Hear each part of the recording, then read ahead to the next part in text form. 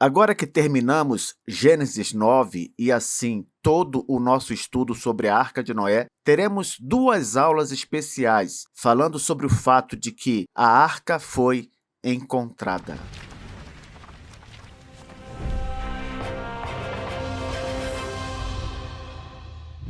Vamos começar aqui com alguns relatos antigos sobre a arca no Monte Ararat. Temos o testemunho histórico de Flávio Joséfo, que é o registro mais considerado. Professor, quem foi Flávio Joséfo? Ele foi um historiador judeu que viveu no século I. Isso mesmo, no século em que Cristo andou por este mundo. Joséfo chegou a ver a destruição de Jerusalém em 70 depois de Cristo. Ele escreveu uma obra chamada Antiguidades Judaicas, e essa obra relata a respeito da Arca de Noé em alguns trechos. Só para você ter uma ideia, Joséfo mencionou nesta obra que restos ainda visíveis da arca estavam lá no Monte Ararat. Ele também cita testemunhas que subiram nas montanhas da Armênia e que relataram ter visto os fragmentos do navio com seus próprios olhos. O testemunho desse judeu foi considerado digno de credibilidade pela comunidade acadêmica da antiguidade e estabeleceu uma tradição que durou séculos. Antes mesmo de Joséfo, nós temos um historiador babilônico chamado Beroso. Sabe o que ele escreveu? Que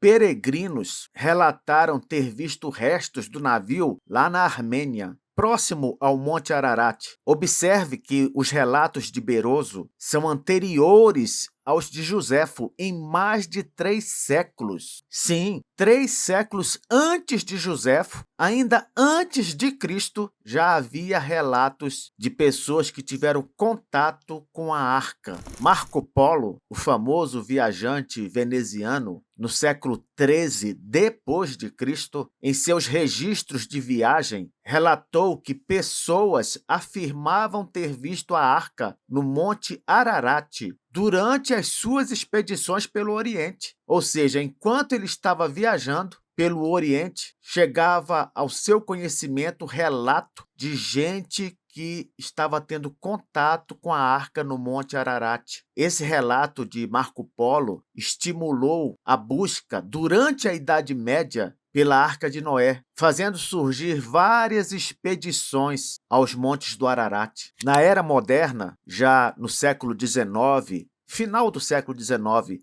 1883, houve uma comissão turca, acompanhada por um capitão britânico. Essa comissão relatou ter visto a arca parcialmente visível no pé de uma geleira, lá no Monte Ararat. Parte da estrutura da embarcação emergia do gelo. Em 1887, um pouco depois, houve uma outra expedição à arca, com a alegação de ter penetrado no seu interior, ou seja, entraram na estrutura do barco, o que estimulou novas expedições ao local. Já no final da década de 50, em 1959, foi identificada uma formação geológica no Monte Ararat que mudaria para sempre a busca moderna pela Arca de Noé. O que foi que acharam lá? Acharam um terreno que ficou conhecido como Sítio Durubinar, que tem o contorno inconfundível em forma de embarcação. Você acredita? Se olhar para essa área de cima, com fotografias aéreas, você percebe claramente o desenho de uma embarcação no terreno. E esse desenho, após ser medido, tem o comprimento de 157 metros, correspondendo exatamente aos 300 côvados descritos lá em Gênesis 6, versículo 15. Essa foi considerada uma das descobertas mais importantes a respeito da arca. Aqui temos uma imagem aérea do terreno. Você consegue notar aqui como se fosse o formato de uma embarcação? Já nas décadas de 70 e 80, temos mais expedições. Por exemplo, o pesquisador americano Ron Wyatt começou explorações detalhadas nesse sítio de Durubinar, que eu acabei de citar. Ele conduziu estudos naquela região. durante várias décadas. Temos também expedições lideradas pelo astronauta americano James Irwin, embora ele não tenha conseguido encontrar nada, porque na época que ele foi lá, a maior parte da região estava coberta por gelo e neve. Essas expedições e buscas em geral foram alcançar o seu auge, o seu clímax, com uma expedição comandada por chineses e turcos em 2010. Foi a expedição mais famosa de todas com respeito à Arca de Noé. Por quê? Porque ela não somente achou a arca, como entrou nela e tirou fotos também. É sobre essa expedição que falaremos na próxima aula.